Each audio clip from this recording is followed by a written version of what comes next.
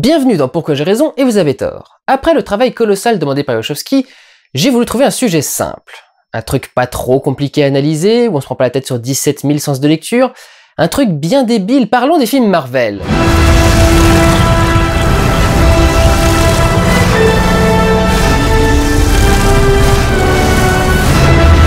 Après mes retours sur Batman, sur Superman, sur les X-Men, vous avez dû finir par comprendre que les comics, c'est pas vraiment mon kiff. Et tant qu'ils restaient dans leur coin, je disais rien. Mais s'ils commencent à venir jeter sur mes plates-bandes, là je vais pas être d'accord. Surtout s'ils sont nombreux, et surtout s'ils ont prévu de rester longtemps. Le projet du Marvel Cinematic Universe a été lancé en 2008 avec la sortie du premier film Iron Man et d'un nouvel épisode un peu bâtard de l'incroyable Hulk sur lequel nous reviendrons. Suite au succès des films, la phase 1 a été validée en commun avec le studio détenteur des droits et plusieurs autres. Si à l'époque les accords se jouaient entre Paramount et Universal, le géant Disney a surpris son monde en rachetant Marvel, en faisant une véritable bête de course, un mastodonte du blockbuster dont la licence a réussi, jusqu'à la sortie d'Avengers de l'âge d'Ultron, à être la deuxième franchise la plus rentable de l'histoire du cinéma avec plus de 7 milliards, juste derrière Harry Potter et devant James Bond. Un bien beau sandwich qui n'en restera pas là. Et pour cause, après avoir passé 4 ans sur la phase 1 en 6 films, la phase 2 en a fait autant en 3 ans, la phase 3 sortira 10 films sur 3 ans, et les têtes pensantes du projet en prévoient jusqu'en 2028. Et c'est là que le projet me perd. Je suis le premier à saluer les grands projets cinématographiques, peu importe leur registre, mais il y a un moment où il faut tirer la sonnette d'alarme. Parce que si on doit bouffer 3 films Marvel par an pendant 14 ans, ils ont intérêt à assurer, et le problème, c'est qu'ils ont déjà commencé à faiblir et que leurs bases sont assez chancelantes. Les super-héros ne sont pas nouveaux au cinéma, j'ai déjà étudié le premier d'entre eux, le Batman de 66 réalisé par Leslie H. Martinson, sorti contemporainement avec quelques moyens métrages de Superman, 2 héros DC Comics. C'est le Boy Scout en collant bleu qui le premier réalisera un beau succès commercial au cinéma en 1978, entraînant la réalisation de 3 suites que j'ai également passées en revue. La route des super-héros au cinéma sera cependant chancelante encore un bon moment, la saga Batman marquant principalement les mémoires avec ses hauts et ses bas. Si quelques adaptations de comics ont marché dans les années 90, notamment Man in Black, Blade ou The Mask, ces licences étaient extrêmement confidentielles et aujourd'hui encore beaucoup ignorent les origines de ces films. C'est au début des années 2000 que les premiers blocs sont posés. La sortie de X-Men pour commencer, qui offre le premier traitement mature, presque mature, d'une licence de super-héros. Et puis, attendez-vous à ce que je vous en reparle, sont survenus les événements du 11 septembre.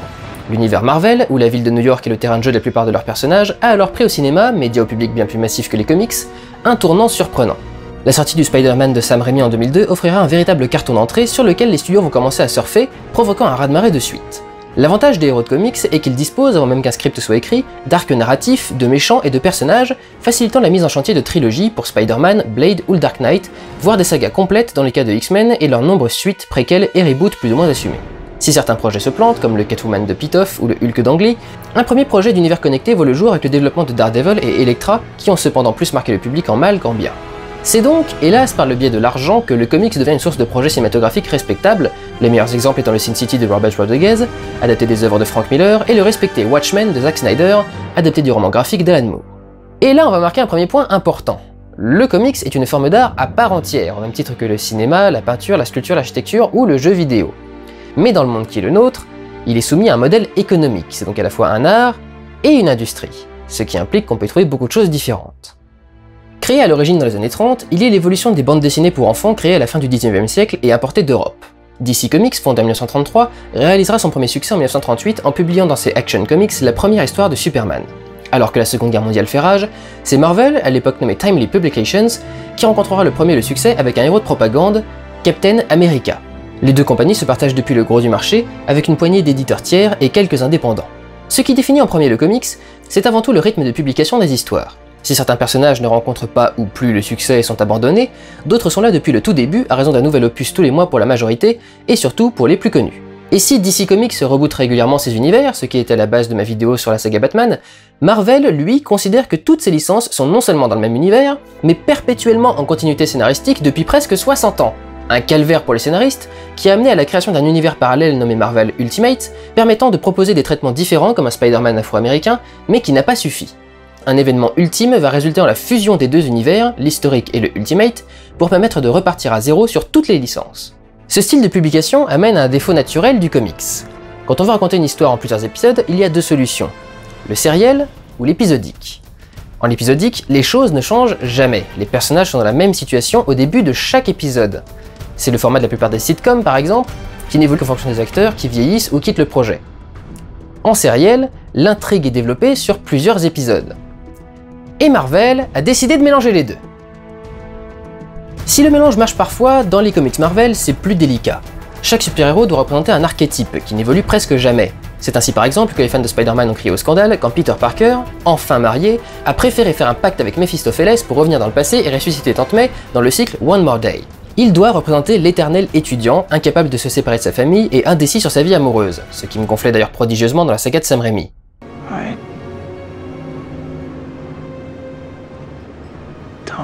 Mais tu vas la baiser, oui, foutu puceau! Ainsi, l'effet qui m'empêche d'apprécier ce format, l'absence de puissance dramatique. Comme je sais par exemple qu'un personnage comme la sorcière rouge des X-Men est si puissante qu'elle a déjà modifié l'univers entier pour supprimer les mutants de l'histoire avant de revenir sur ses décisions et que tout reprenne comme avant, je me dis qu'a priori aucun événement que je lis n'est gravé dans le marbre et que tout ce que pourrait provoquer émotionnellement l'histoire, comme la mort ou la disparition d'un personnage, peut être annulé d'un geste de main de scénariste quelle que soit la situation. Et donc, je ne peux pas m'investir dans ces récits. Leur dramaturgie fonctionne par cycle. Un événement comme Crisis on Infinite Earth chez DC, ou Civil War dont parlera la phase 3 de Marvel, contient son lot d'enjeux dramatiques qui dépendent du bon vouloir du scénariste qui trouvera toujours un moyen, par exemple, pour faire revenir un personnage mort ou disparu. Ce qui ne manque pas de provoquer de houleux débats parmi les fans. En gros, c'est comme si les comics écrivaient une très grande phrase qui ne comportait que des virgules, avec une incapacité totale à mettre un point final et la possibilité de réécrire ce qui ne plaît pas comme sur un traitement de texte. Et moi j'ai besoin d'un point final. C'est insupportable une phrase qui ne se termine jamais et qui peut changer à chaque fois qu'on la lit. Parce que ça supprime l'intensité dramatique. Les actions n'ont plus de conséquences au sein de l'univers global dans lequel se déroulent toutes ces histoires. Alors attention, cela dit, ça c'est le fonctionnement général du comics. Cela étant, c'est comme la structure du scénario en 3 actes ou la quête du héros au cinéma. C'est le modèle de base, mais plusieurs films, souvent très remarqués, font l'effort d'aller chercher des choses plus originales et créatives.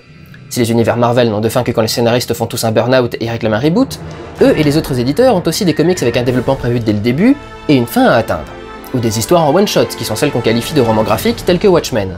Mais le fait est que les héros du Marvel Cinematic Universe font partie de ceux qui se battent depuis les années 40, pour certains, et que c'est un peu cette idée qu'ils veulent amener au cinéma. Entrons donc dans le vif du sujet en commençant à aborder sans trop nous étendre le premier film de la saga, Iron Man. Sorti en 2008 avec Robert Downey Jr. dans le rôle titre et Jon Favreau derrière la caméra, et devant aussi d'ailleurs puisqu'il joue le garde du corps, Iron Man explique comment Tony Stark, milliardaire de génie mais aussi décadent, va passer du premier marchand d'armes mondial au super-héros défendant la veuve et l'orphelin. Il faut dire qu'un petit séjour dans les cavernes afghanes, où il est passé à 2 doigts de la mort à cause d'une de ses propres bombes, dont les éclats logés près de son cœur sont impossibles à retirer dans cet environnement et on pousse un médecin à lui construire un cercle générant un champ magnétique qui le maintient en vie, ont de quoi retourner un homme. Utilisant le concept d'armure qu'il a développé pour s'évader, il va élaborer une armure intégrale et empêcher les révolutionnaires d'utiliser ces armes contre la population. Sa décision de stopper totalement la production d'armes de Stark Enterprise n'est cependant pas du goût d'Obadiah Stane, vice-président de la boîte joué par Jeff Bridges, qui va créer sa propre armure pour essayer de se débarrasser de Tony une fois pour toutes. J'avoue avoir assez peu d'affection pour ce genre de héros doué en tout et quasi immortel au point d'en devenir caricaturaux, mais force est de constater que la phase 1 démarrait sur les chapeaux de roue. Jon Favreau, qui devait principalement sa réputation à 2 films pour enfants, se révèle assez efficace.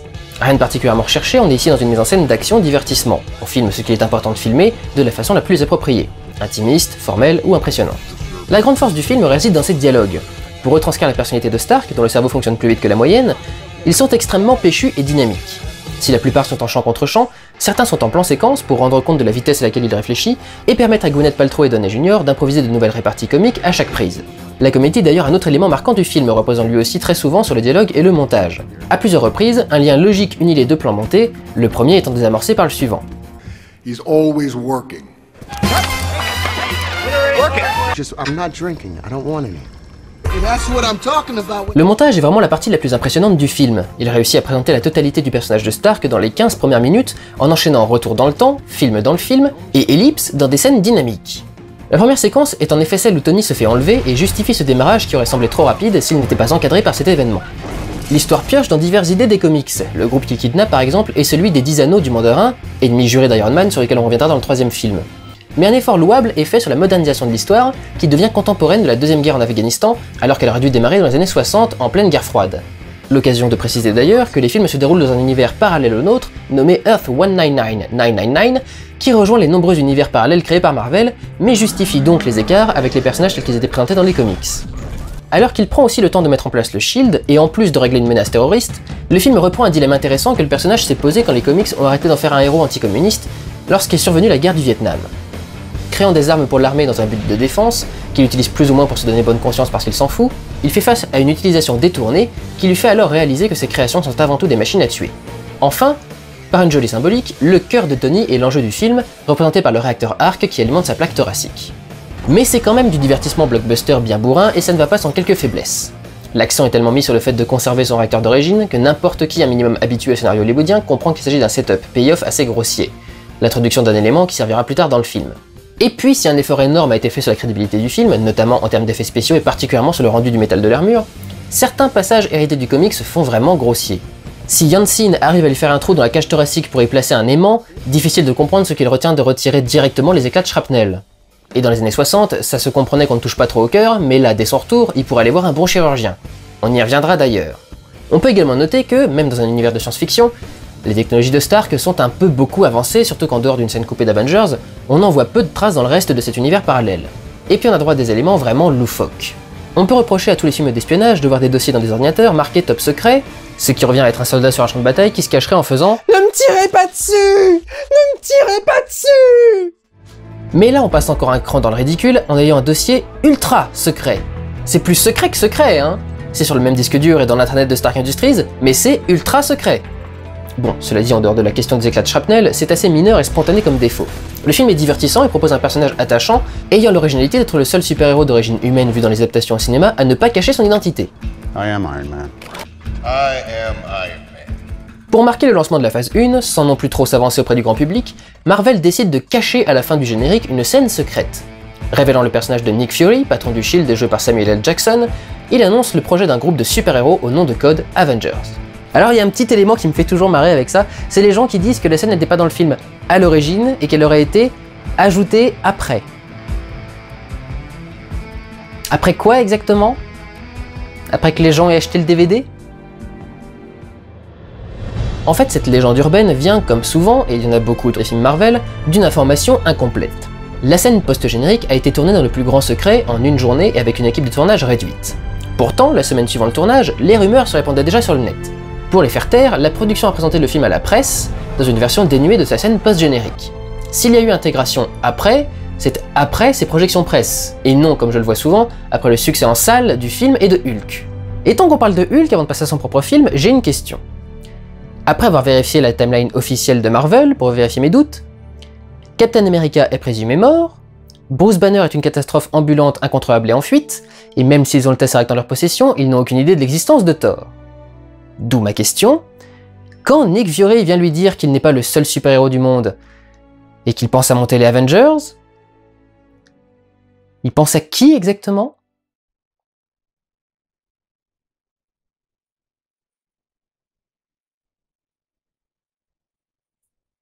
Passons à l'incroyable Hulk. Lui aussi sorti en 2008 et réalisé par Louis Leterrier, un français issu de l'écurie Besson, il met en scène Bruce Banner, joué par Eric Bana, par Edward Norton, un scientifique qui va être irradié, qui est déjà irradié par des rayons gamma et qui va devoir échapper à...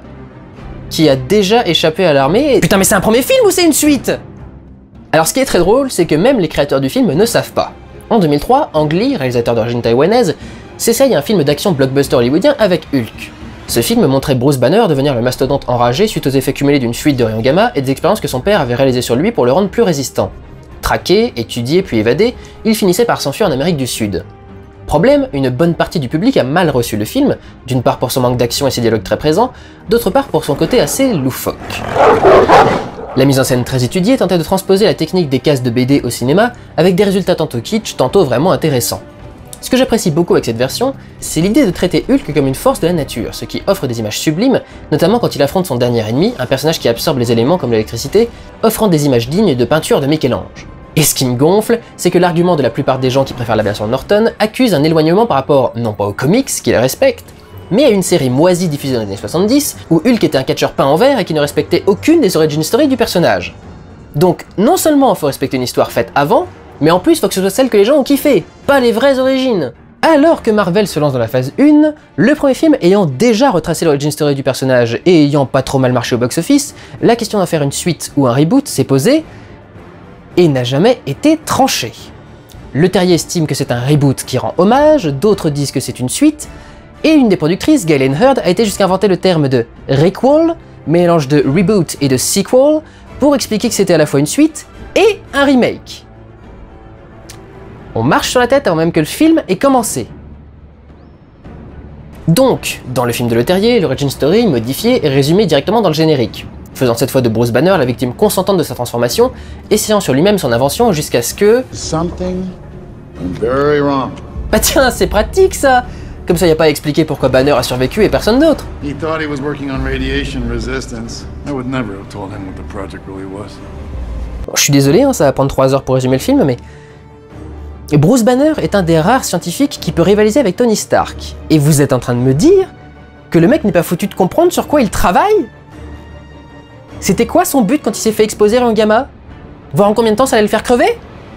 En fait, dans cette version, les travaux de Banner sont liés au sérum administré à Captain America. Mais ça n'a rien de logique.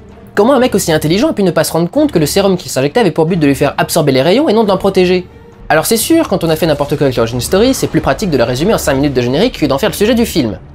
L'histoire prend donc place après la fuite du personnage en Amérique du Sud, comme dans le film d'Ang Lee, alors que Banner cherche une solution pour se guérir. De son côté, le général Ross, joué par William Hurt, le poursuit pour pouvoir... l'enfermer a priori, même si ça n'a pas beaucoup de sens vu qu'il a rien fait de mal depuis sa fuite. Un jour, au boulot, il perd 2 gouttes de sang et loupe la plus évidente qui est sur la bouteille, qui tombe dans la palette, qui tombe dans le lot destiné aux USA. C'est quand même vraiment pas de bol. Retrouvant sa trace, Ross envoie à ses troupes une équipe dirigée par un certain Blonsky, joué par Tim Roth. L'équipe déclenche la rage de Hulk et se fait donc décimer. Alors que Banner retourne aux États-Unis pour retrouver les documents de ses recherches et essayer de développer un remède avec un certain Mr. Blue, et renoue avec Betty, sa petite amie jouée par Liv Tyler, Ross injecte à Blonsky une sorte de sous-sérum pour en faire un super soldat. Arrivé à New York, Bruce et Betty rencontrent Mr. Blue et font un test du sérum anti-Hulk qui réussit pas trop mal.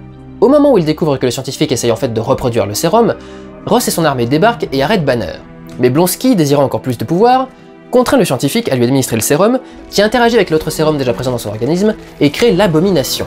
À l'issue d'un combat riche en dommages collatéraux, Hulk parvient à tuer l'Abomination.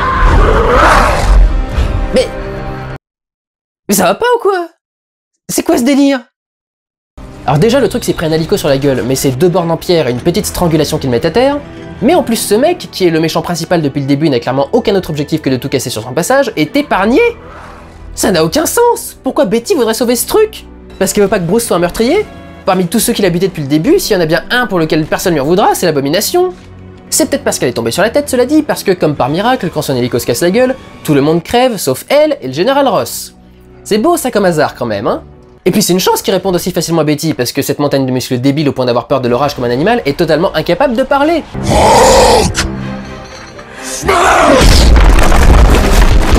Ce truc est trop con pour réfléchir, mais il donne des noms à ses attaques.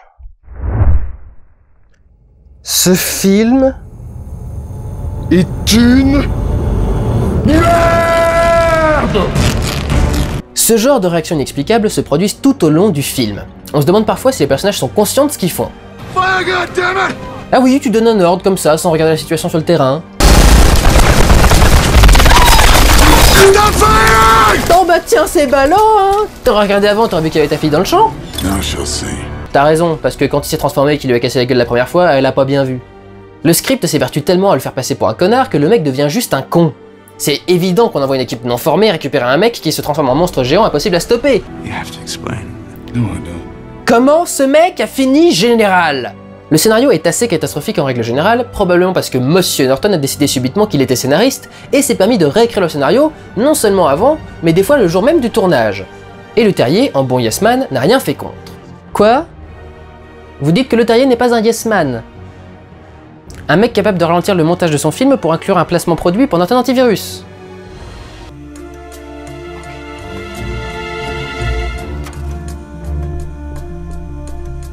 Ah oui, puis un placement produit mensonger en plus. Voilà la même scène avec la vitesse normale de Norton.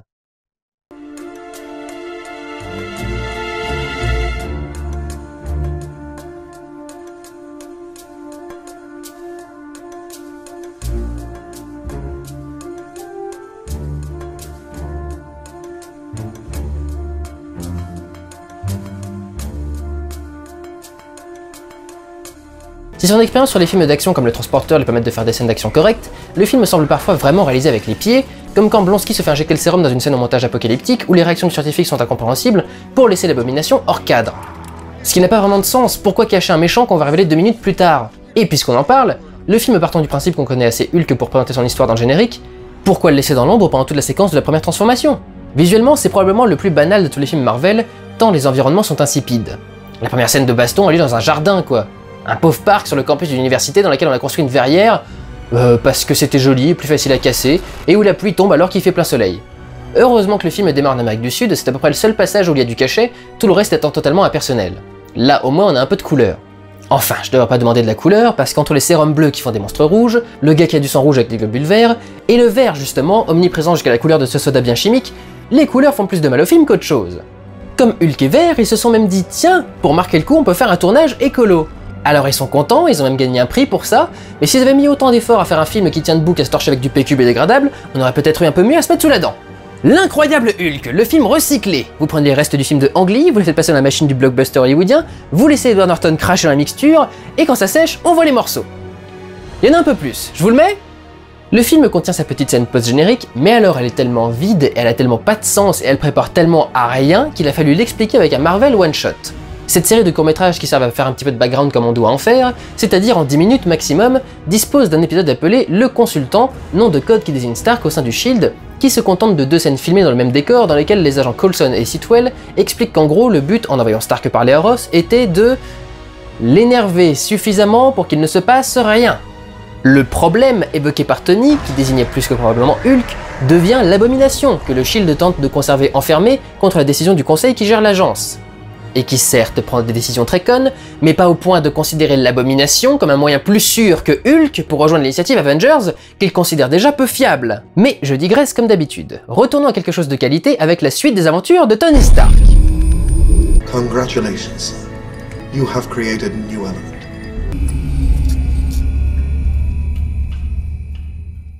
Iron Man 2, toujours réalisé par Jon Favreau et sorti en 2011, montre Tony Stark aux prises avec les conséquences de ses actes du premier film. Plus ou moins. Pour commencer, son statut de personnage public en a fait la cible d'un espèce de garagiste russe qui a volé les cheveux d'Amy Winehouse, joué par Mickey Rourke, qui nourrit une vengeance envers la famille Stark depuis que son papa a été, selon ses dires, trahi par le père de Tony, Ned Stark. Tony lui-même semble avoir quelques griefs envers son paternel, qu'il va devoir résoudre pour trouver une solution à l'infection provoquée par le composant utilisé pour alimenter son mini-réacteur. En parallèle à tout cela, l'armée voit un fort potentiel évidemment dans l'armure d'Iron Man et tient à en récupérer un modèle pour ses propres forces de défense, Tony n'étant pas vraiment quelqu'un sur qui on peut compter. Premier constat sur ce scénario, c'est particulièrement décousu. Entre Ivan Vanko qui sert d'antagoniste principal, Justin Hammer, le marchand d'armes concurrent de Stark joué par Sam Rockwell qui sert d'antagoniste secondaire, son pote Rhodes qui représente l'armée et tente de le contrôler, Pepper qui prend les commandes de Stark Industries, il y a trop d'intrigues. Ça se traduit par un immense trou de presque 1 heure pendant lequel il n'y a pas de scène d'action, juste du développement, tellement toutes ces histoires ont du mal à coexister. Certaines sont survolées et font du coup un peu bouche-trou, comme la décision de mettre Pepper aux commandes de l'entreprise qui sort de nulle part et ne va nulle part puisqu'elle démissionne à la fin. Et ce que je comprends pas, c'est qu'elle est à nouveau à ce poste dans Avengers et Iron Man 3. Comme si tout le monde, même les scénaristes, avaient arrêté de suivre cette sous-intrigue avant la fin. Les enjeux progressent à une vitesse trop rapide pour qu'on en cerne l'impact, comme la mort du père d'Ivan qui nous fait une Marion Cotillard en même pas 45 secondes, ou l'infection de Tony qui passe en 10 minutes de 24% à 57% pendant la première demi-heure du film pour être réglée en une piqûre par Nick Fury et Natasha Romanoff, fameuse Black Widow jouée par Scarlett Johansson, qu'on intègre aussi dans ce film comme s'il n'y avait pas assez à dire. Et puis en l'espace d'un film, c'est devenu un peu n'importe quoi. Outre le sénateur qui perd son contrôle alors que les caméras du monde entier sont présentes, Justin Hammer est un véritable comic relief complètement fantoche qui semble tellement débile et maladroit qu'il est difficile de comprendre comment il pourrait gérer une entreprise d'armement aussi importante que la sienne. Je dis pas qu'il faut retirer l'humour, mais je préfère quand il est justifié, comme le combat entre Rhodes et Iron Man complètement bourré. Le script est assez inconséquent, personne ne se posant activement la question de la disparition d'Ivan de sa prison monégasque. En fait, on sait même pas s'il parle et il a pas dit un mot depuis qu'il est arrivé, pas un son. À moins qu'elle ne soit québécoise. Et puis en termes de technologie, on passe un cap. Encore qu'il ait créé des hologrammes et une intelligence artificielle qui passerait sans problème le test de Turing, pourquoi pas? Mais le mec qui invente un nouvel élément en construisant un accélérateur à particules dans son garage, le tout inspiré par les plans que son père avait laissés sous forme de maquette, il y a des limites quand même. Globalement, le film reste de bon niveau. Favreau garde son talent pour filmer les dialogues extrêmement nerveux et rapides, tout comme les scènes d'action. Celles-ci sont assez peu crédibles, cela dit, parce qu'avec une puissance de destruction pareille, seul le classement PG-13 américain explique qu'il n'y ait pas une seule victime pendant le combat final, même pas un blessé.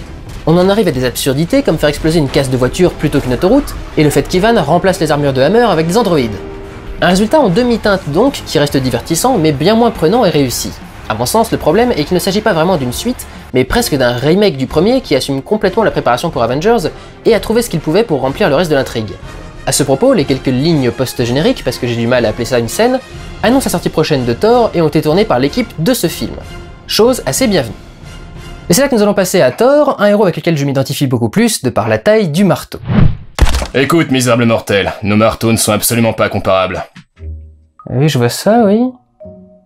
Mais pourquoi t'es à moitié à poil? Je suis Chris Hemsworth, c'est stipulé dans mon contrat que je dois apparaître à moitié nu dans chacun de mes films. Ah ok. Bon bah passons à Thor alors. C'est dommage que t'aies pas ton marteau avec toi, j'aime bien quand tu le fais tourner comme un hélicoptère là.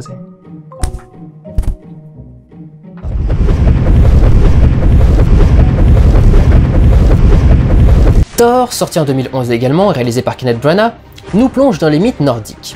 À la suite d'une attaque de géants de glace sur la cité d'Asgard, Thor, joué par Chris Topless Hemsworth, se rend avec ses amis sur leur planète pour exercer sa vengeance et rappeler les pouvoirs de son peuple sous les conseils sournois de son frère Loki, joué par Tom Hiddleston. Après l'échec de son intervention, il est banni pour son comportement agressif et inconscient par son père, le roi Odin joué par Anthony Hopkins, qui l'envoie sur Terre et lui retire ses pouvoirs afin qu'il apprenne l'humilité. Lorsqu'il arrive, il fait la rencontre de Jane Foster, scientifique jouée par Natalie Portman, et accompagné du professeur Erik Selvig joué par Stellan Skarsgård. D'abord obsédé par l'idée de rentrer chez lui, son incapacité à soulever Mjolnir lui fait comprendre et accepter son exil. Le coup de grâce lui est apporté quand Loki vient lui annoncer la mort d'Odin, qui n'est en vérité qu'un mensonge. En effet, Loki a manigancé depuis le début un complot avec les géants de glace pour obtenir le trône. Quand il est découvert par les amis de Thor, qui retournent sur Terre en cachette le récupérer, il envoie le destructeur les liquider.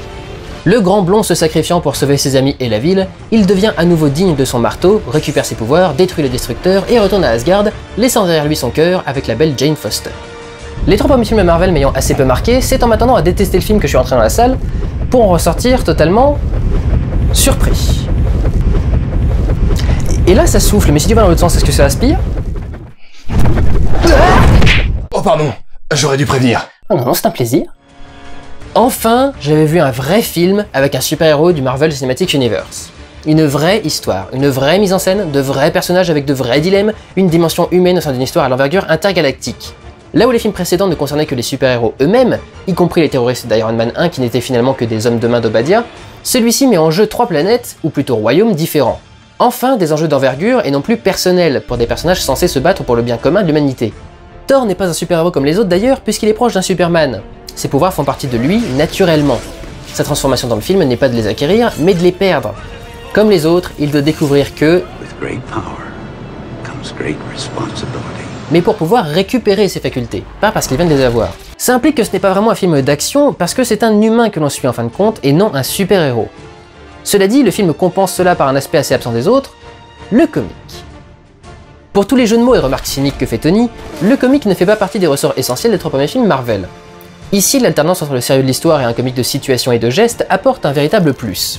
Si le film joue beaucoup sur le décalage entre Thor et notre monde, il va aussi en profiter pour prendre à rebours le personnage et jouer sur le contraste entre ses origines nobles et des situations quasi burlesques. Le tout enrobé d'un humour délicieusement anglais et assez cynique, comme la scène où la chute du marteau si noble et puissant résulte en une fête entre gros beaufs de la région. On doit cette gestion subtile entre l'épique, le quotidien et le comique à Kenneth Branagh, acteur anglais habitué au scénario shakespearien, incarnant donc l'alliance parfaite entre le drame qui se joue à Asgard et le décalage comique sur Terre. Il amène à la saga une mise en scène exprimant les enjeux par des choix visuels. Le réveil de Thor est tourné avec des focales courtes, presque du fisheye quand il s'agit de son point de vue, qui augmente les distances et déforme les lignes pour marquer la déstabilisation du personnage qui découvre son corps faible et fragile, destitué de ses pouvoirs divins. La mise en scène est classique, ce qui donne un aspect noble. Les rapports de force sont exprimés par des plongées et contre-plongées, notamment dans la scène où Odin confie à Loki ses origines, et où les rapports de domination s'inversent progressivement. Plusieurs plans sont débulés, et si parfois il ne s'agit que d'exprimer ses souvenirs des cases du comics d'origine pour Branagh, la plupart sont là pour indiquer que les événements ne sont pas normaux, pour ainsi dire. Toute la scène où le groupe de Thor découvre que Loki a pris le trône est tournée ainsi, et dans la scène de fin par exemple, où Thor est attaqué par le destructeur censé protéger les Asgardiens, les angles sont opposés entre les plans sur la Terre et les plans sur Asgard. Or, bien entendu quand on fait de la mise en scène symbolique, on a pas mal reproché cette technique aux réalisateurs. Mais parmi les griefs que le public retient contre le film, je voudrais surtout parler de ce qui concerne la présence d'un Africain et d'un Asiatique dans le royaume d'Asgard. Je suis le premier à réclamer un peu de cohérence dans ce genre de situation, mais il faut prendre les choses dans le bon ordre. Thor n'adapte pas une légende nordique. Thor est une adaptation de comics. La question n'est pas de respecter la mythologie, ce qu'on peut reprocher au Choc des Titans, un film de Louis Leterrier dis donc, mais d'offrir une nouvelle version des histoires et personnages dans cet univers parallèle Earth 199999. Je rappelle que dans les univers parallèles Marvel, Spider-Man peut ne pas être Peter Parker, mais un jeune afro-américain. Hogun, y compris dans le comics, est d'une autre espèce que les Asses qui peuplent Asgard, ce qui est rendu par ses traits asiatiques. Heimdall, quant à lui, a été distingué pour faire ressortir son importance et expliquer de façon subliminale, qu'il puisse passer ses journées et ses nuits à garder le Bifrost sans aller pisser, et ses facultés spéciales comme le fait de pouvoir voir tous les royaumes depuis son poste d'observation. Et juste au passage, si les fans du comics créent à la trahison par rapport à la culture viking, je voudrais bien savoir comment ils réagissent au fait que Thor soit une femme maintenant. Parce que niveau faire n'importe quoi avec la culture viking, ça se place là, hein, quand même. Après 3 films très urbains et orientés action, Thor apporte un vent de fraîcheur à tout cela. La dimension science-fiction de Marvel est magnifiquement introduite par la cité d'Asgard, et les explications que demande Jane donnent une justification crédible à cette idée de science si avancée qu'elle passerait pour de la magie à nos yeux primitifs. L'aspect science-fiction est compensé par l'aspect très réaliste et presque sauvage des environnements humains, puisque toute l'action se déroule dans une petite ville au milieu des étendues désertiques américaines. Lorsque l'action démarre, cela apporte un côté encore plus démesuré au pouvoir et technologie des Asgardiens, et des images assez sublimes. En bonus, le film se termine sur une vraie scène post-générique, et pas juste 3 répliques, qui en plus de préciser le sort réservé à Loki, prépare à la fois l'intrigue du prochain film, mais aussi au projet du film Avengers, textuellement annoncé dans le générique. Mais avant de passer à la partie intéressante, il a fallu passer par le ringard inintéressant. Passons à Captain America. Captain America The First Avengers est le dernier film Marvel sorti en 2011 et l'avant-dernier de la phase 1.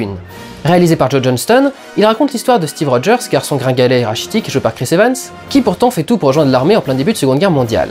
Il a en effet le sens de la morale et de la justice, et estime qu'il est de son devoir de défendre ses valeurs qui sont celles de son pays alors qu'elles sont menacées par le nazisme. Pour cette raison, il est sélectionné par un scientifique pour participer à un programme expérimental de super soldats. On lui administre un sérum qui décuple à la fois ses capacités physiques et mentales, dans le sens où il pousse encore plus loin sa personnalité de boy scout. Mais alors que l'expérience est un succès, un espion assassine le scientifique et la dernière fiole de sérum est détruite. Et comme à l'époque on était trop con pour noter une formule sur des feuilles en papier, ça veut dire qu'il n'est plus possible de le recréer. Malgré le bon résultat et les prouesses réalisées par Steve, le général en charge des programmes des super soldats ne voit pas l'utilité d'un seul homme alors qu'il avait demandé une armée. Rogers est cependant récupéré par le responsable de la communication de l'armée et devient le personnage de Captain America dans des shows destinés à pousser les jeunes à s'enrôler et partir combattre l'ennemi sur les territoires occupés. Apprenant lors d'une tournée des bases européennes que son ami d'enfance, Bucky, joué par Sebastian Stan, a été fait prisonnier, il passe outre son commandement et va tenter de libérer seul les prisonniers retenus dans les camps de l'Hydra. Cette organisation secrète aux ordres de Hitler explore les théories occultes qui permettraient à l'Allemagne de gagner la guerre sous le commandement de Schmidt, joué par Hugo Weaving. Cet officier a mis la main sur le Tesseract, artefact à l'origine gardé par le peuple d'Asgard, et va tenter d'utiliser son pouvoir pour dominer le monde. Of course! Bordel de merde, voilà les nazis. Si vous vous souvenez, c'était un des points de mon retour sur X-Men. Les comics au cinéma ont montré leur lettre de noblesse quand ils ont prouvé qu'ils pouvaient traiter les nazis avec gravité et sérieux, et pas juste pour en faire des grands méchants unidimensionnels. Et là, on a quand même une cellule occulte de l'armée hitlérienne avec Red Skull à sa tête. Non, je refuse de l'appeler Crâne Rouge, c'est déjà assez ridicule comme ça. Non, parce que bon, il y a 4 films qui ont fait en sorte que l'univers cinématique Marvel soit crédible, et qui ont fait des efforts de ouf pour moderniser ces histoires, et là vous nous foutez des nazis avec des armes de science-fiction. Il y a même un repère taillé dans la montagne comme dans un James Bond. C'est d'un kitsch. Il manquerait plus qu'il ait une forme de crâne. Bien sûr, on est dans un film d'époque, et les nazis ont été les premiers ennemis de beaucoup de super-héros avant de passer aux communistes et aux terroristes. Mais des nazis avec des rayons laser, ça reste ridicule, même si on est dans l'univers Earth 199999. Mais tant qu'on a Hitler sous la main, je suis d'accord pour dire que ça passe. Il était en effet passionné par les personnages mythologiques, grecs bien sûr, mais aussi par la mythologie viking, étant un inconditionnel de Wagner et sa marche des Valkyries. Bon, cela dit, tout ça est une question de goût, que vaut le film? Je le trouve assez intéressant au niveau de la symbolique. Voici en effet un film qui se déroule à l'époque où les comics ont pris leur essor, avec en plus un personnage tel que Captain America. Il offre ainsi un traitement symbolique du comics lui-même, et du soutien moral qu'il a offert à la population de l'époque. Tout comme Captain America, le personnage du film, motive les jeunes à se battre contre le nazisme, le comics de l'époque, qu'il s'amuse même à faire apparaître clairement, était un outil de propagande américaine. Les aventures du super soldat permettaient aux petites têtes blondes de voir le conflit avec un aspect moins terrifiant, permettant d'oublier pendant quelques pages les batailles terribles qui agitaient l'autre côté de l'Atlantique, et de nombreuses familles de soldats. Puisqu'on parle d'époque, il y a un côté vieux film assez intéressant et réussi dans la mise en scène. Non que les plans ou l'étalonnage aient un aspect vieillot, mais les situations sont réminiscentes de films qui se tournaient ou se déroulaient à l'époque. La scène de l'attaque sur le centre de recherche secret, où Steve subit sa transformation qui rappelle les films de gangsters, ou les sous-marins espions. A noter un élément qui me surprend. On porte rarement attention au son dans les films, mais quand on commence à connaître le milieu, on sait qu'il existe des banques de sons. Ce sont des stocks de bruitage pour divers objets ou situations. Et il y en a un que vous connaissez forcément. Le fameux cri Wilhelm est en temps normal une marque de fabrique du Skywalker Sound Studio où sont mixés beaucoup de films à grand spectacle. Il est présent dans chaque épisode de Star Wars ou Indiana Jones par exemple. Mais si c'est une marque de fabrique chez eux, c'est surtout un cri présent dans une banque de sons très souvent utilisée. Si j'ai commencé à aborder le sujet avec le sous-marin, c'est parce que ce son est aussi utilisé régulièrement pour des bruits de porte automatique en science-fiction par exemple. C'est également le cas du bruit du pistolet de Bucky. Avec la particularité qu'il n'essaye même pas d'en faire de petites variations, mais utilise vraiment, systématiquement, le même coup de feu. Ça laisse à croire qu'ils ont été chercher les premiers sons de stock footage sonore pour renforcer l'aspect historique du film. Le tour de force de la première partie du film est de transformer Chris Evans, plutôt du genre bien foutu, en gringalet un peu nabo. L'effet passe plus ou moins bien selon les plans et les techniques utilisées, allant de l'incrustation de son visage sur le corps d'une doublure plus frêle au traitement 100% numérique, mais est globalement une réussite absolument convaincante. À un détail près. He was in the 107th Infantry. Tant qu'à faire l'effort, autant faire en sorte de lui donner une voix plus fluette également. Là, bizarrement, ses cordes vocales sont le seul organe de son corps à ne pas avoir été amélioré par le sérum. He was in the 107th Infantry. Mon plus gros souci avec Captain America, c'est que je trouve le personnage totalement dénué de personnalité. À mon sens, on peut le rapprocher de Superman, ce sont tous les deux des boy scouts de comics, et comme j'avais dit dans mon retour sur celui qui ne sait pas mettre un slip, c'est un concept qui est assez mal vieilli. Mais au moins en tant que personnage, Clark Kent propose quelque chose d'intéressant. Sa vie est marquée par la perte systématique de ses proches, de l'explosion de Krypton à la mort de Jonathan Kent, en passant par une Lois Lane qui a presque inventé le concept de la demoiselle en détresse. Il fait preuve d'un attachement aux gens et d'une humanité assez claire qui le rend sympathique malgré, voire même grâce à, son côté hors du temps. A l'opposé, Steve Rogers a tellement peu de personnalité que tout le monde l'appelle par son titre de Captain America. Même moi qui fais cette vidéo et qui dois parler de lui régulièrement, j'oublie son nom une fois sur deux. Il n'a aucun parent avec qui on peut le voir interagir et se fout complètement de leur mort, empêchant de créer de l'empathie sur le fait qu'il soit orphelin. Son seul ami est Bucky, qui a plus l'air de le saouler que d'être son pote. Et même si c'est lui qui le pousse à l'agir contre l'Hydra, on ne peut pas dire qu'il exulte de joie quand il le retrouve. Il reste concentré sur sa mission et balance 2 one-liners, même quand il finit par le voir mourir sous ses yeux. Enfin ça, on y reviendra. Ce n'est pas plus aidé par le fait qu'il soit toujours aussi maladroit avec les filles, balançant à Carter une invitation bien pourrie à un rendez-vous avant de se sacrifier, après avoir été tellement nul pour la draguer qu'elle a fini par plus avoir envie de le tuer que de lui rouler une pelle.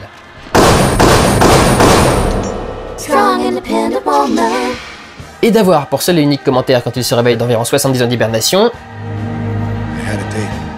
on se branle de la vie de Captain America. Sa vie privée est tellement inintéressante qu'elle amène d'ailleurs à des questions assez surprenantes, que l'on abordera cela dit avec la suite, puisque pour l'instant il est temps de passer au chef-d'œuvre de la saga Marvel, la réunion pour la première fois à l'écran des Avengers. Dans ce film réalisé par Joss Whedon et sorti en 2012, Loki débarque sur Terre en plein centre de recherche du SHIELD. Muni d'un sceptre qui lui permet de prendre le contrôle des gens, il hypnotise Hawkeye, blesse Nick Fury et vole le Tesseract. Il a passé un accord avec Thanos, méchant de l'ombre révélé dans la scène post-générique, qui lui offre le contrôle de la Terre s'il ouvre un portail dimensionnel avec le cube et permet à son armée de se répandre sur le monde. Le SHIELD déclenche alors l'initiative Avengers, qui consiste à réunir sous son égide Iron Man, le Hulk désormais joué par Mark Ruffalo, et Captain America. Pour les seconder et récupérer Hawk, Black Widow rejoint également le groupe, et même s'il n'était pas prévu dans leur plan, Thor débarque également. Toutes ces fortes personnalités vont devoir apprendre à travailler ensemble, tandis que le dieu de la discorde appuie partout où ça fait mal pour essayer de les séparer. Moi qui n'avais eu qu'un bref espoir que le projet Marvel puisse être intéressant avec Thor, immédiatement détruit par un Captain America assez faible et concon, quelle claque je me suis pris dans la gueule. Des dialogues aux petits oignons, de l'action dantesque et un vrai travail de mise en scène. Un film d'action-divertissement intelligent. La construction du scénario est très bien pensée. Pour que le public puisse rentrer dans le film sans trop de difficultés, les premiers personnages présentés sont Nick Fury, le lien entre tous les films sortis grâce aux scènes post-génériques, puis Hawkeye et Black Widow. On présente donc les humains avant de parler des surhumains. Oh, je mouille. Alors comme c'est pas traduit et que ça sonne très drôle en français, non, elle dit pas « oh je mouille », elle dit « oh mon dieu » en russe, « bo je mouille ». Alors Natacha, il est comment mon accent russe? Oh, je mouille. C'est con mais ça me fait rire. Une fois le groupe présenté, les héros sont intégrés et commencent à interagir. Et c'est fascinant de voir avec quel brio Joss Whedon, réalisateur mais aussi scénariste et la tête créative de la phase 1, gère ça. L'égocentrisme de Stark confronté au patriotisme boy scout de Rogers, l'assurance de Thor contre l'incontrôlable Hulk, la félonie de Loki contre celle de Natasha, les rapports croisés entre tous les personnages établis dans les autres films marchent à merveille. Le film profite de ne rien avoir à présenter pour développer tranquillement plusieurs intrigues. En parallèle du combat contre Loki, le cas de Bruce Banner fait débat, et tout un pan de l'histoire traite d'une certaine phase 2. Outre la référence à la suite du projet de Marvel, elle concerne l'utilisation que le SHIELD fait du Tesseract dans diverses armes. L'arrivée de surhommes, certains totalement extraterrestres, a en effet appelé à une réaction pour trouver des moyens de défense nouveaux et plus puissants, ce qui n'est pas du goût de tous. L'intrigue est riche en péripéties et tout s'enchaîne avec rythme et fluidité, notamment grâce au montage. Il reprend les procédés d'Iron Man par exemple, en faisant des enchaînements thématiques qui adoucissent les transitions. Chaque personnage est utilisé pour une mission qui lui convient et à tout moment. personne n'est laissé pour compte et chacun sera changé par les événements, rapidement unis par la mort de leur ami commun Coulson. Mais si, vous savez bien, c'est le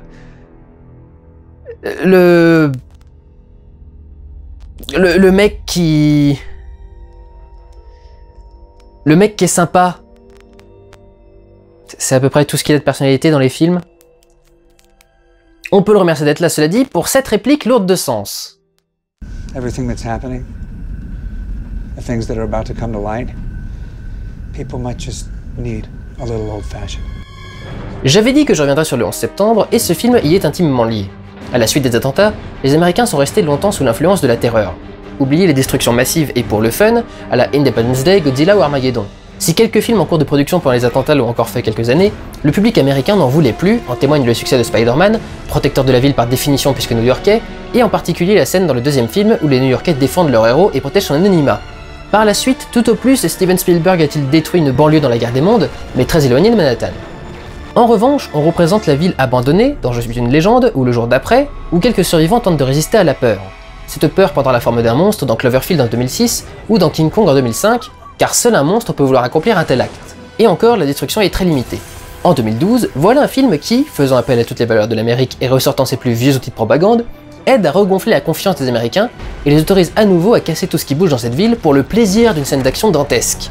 Celle-ci est d'ailleurs auréolée d'un plan séquence d'anthologie, passant d'un personnage à l'autre, imposant donc un message d'unité. La mise en scène de Whedon est ainsi réfléchie pour retranscrire les relations entre les membres de l'équipe. Avant cette scène, une autre montrait les rapports chaotiques entre chacun lors d'une engueulade. Ici, la caméra portée par une grue se faufile d'un personnage à l'autre, pour finir à l'envers avec le sceptre en premier plan, là aussi en un seul plan, mais au sens totalement inversé. Un autre passage intéressant est la confrontation entre Black Widow et Loki à travers la vitre de la prison, dont on peut noter d'ailleurs qu'elle a une teinte verdâtre, indiquant qu'elle est destinée à Hulk. Le champ contre champ contient donc constamment de légers reflets qui montrent que les personnages sont cachés et font de la manipulation. Le point d'orgue étant atteint quand Loki, déversant son attache à toute sa haine pour l'humilier et la briser, se rapproche dans le reflet distordu et monstrueux de la vitre. Notons également qu'à la mort de Coulson, pour montrer que l'équipe a perdu quelque chose, les bruits d'environnement sont totalement supprimés de la bande-son. Pas de bruit de pas, d'ordinateur ou de brouhaha de l'équipage, seule la musique et les transmissions entre les membres du SHIELD sont audibles. Et même si tout ça parle d'aliens, d'objets mystiques, de bateaux qui se transforment en aéronefs et d'autres fantaisies de comics, Joss Whedon s'est dévoué corps et âme à un seul but, rendre ça crédible et réaliste. Et il va pour cela mettre à contribution toutes les avancées permises par le cinéma numérique. Si Captain America est le premier film de la saga à avoir été tourné ainsi, il est le premier réalisateur de la phase 1 à l'utiliser pour ce qu'elle apporte davantage par rapport à la pellicule. Il va pour cela exploiter toutes les ressources de la Alexa, caméra du constructeur allemand Arri, qui vient de révolutionner le cinéma numérique. L'image d'Avengers surprend par sa définition. Je crois que c'est l'image la plus nette que j'ai vue, à l'exception de Sin City, et surtout la plus propre. Vous pouvez chercher, mais le grain est totalement absent des plans. Il en ressort une impression d'image ultra réelle, presque plus réelle que le réel, qui prouve inconsciemment que tout ce qui est à l'écran existe pour de vrai. Cela s'additionne au choix surprenant, surtout pour un film d'action, du passage au 16/9 alors que tous les films précédents étaient en cinémascope, traditionnel des films d'action-aventure modernes. Le choix a été fait pour permettre de faire rentrer tous les membres de Avengers en plein pied dans le cadre, qui aurait nécessité, vu la différence de taille entre les personnages et Hulk, de beaucoup les espacer dans le décor pour en faire de même alors que Whedon voulait qu'ils soient réunis et proches. On voit ce que cela donne dans ce plan d'Avengers 2, ils sont répartis en profondeur pour permettre de tous les voir. Pour aider à tous les cadrer, mais également pour permettre de voir en hauteur pour les scènes à New York, le film utilise principalement des grands angles, 60 mm maximum, dont l'effet secondaire est d'offrir une très vaste profondeur de champ. Le capteur de l'Alexa lui permet de pas mal fermer le diaphragme et... Bon, comprenez, l'image est presque toujours nette partout. Il faut vraiment qu'il se rapproche des personnages pour créer un peu de flou en arrière-plan. Cela contribue également à avoir une impression de réalisme, puisque l'œil humain a aussi une vaste profondeur de champ. Enfin, dernier outil du numérique utilisé pour renforcer le réalisme, plusieurs plans ont été tournés à l'aide de simples Canon EOS 5D ou 7D. Ils servent principalement à couvrir des cascades en offrant des points de vue impossibles pour des caméras argentiques, trop fragiles ou trop encombrantes pour couvrir certains angles. On a en particulier ces plans à l'intérieur de voitures ou de vitrines qui offrent des points de vue quotidiens sur des actions spectaculaires, qui le sont encore plus grâce à cette référence d'échelle. Ajoutez également à cela plusieurs passages de caméra à épaule, et vous verrez à quel point Whedon a réfléchi son film et ses scènes d'action. En plus de tout cela, la présentation de Thanos, qui offre à Loki les moyens de se venger, prépare non pas à la phase 2, mais carrément à la phase 3. Oui, parce que quand Avengers explose tous les records et rapporte 1,5 milliard $ au box-office mondial, évidemment que les mecs ne se sentent plus pissés. À l'heure actuelle, ils ont prévu jusqu'à la phase 4, qui s'étend jusqu'en 2028, et alors que j'aurais pu crier au génie, la phase 2 n'était pour moi qu'une succession de déceptions.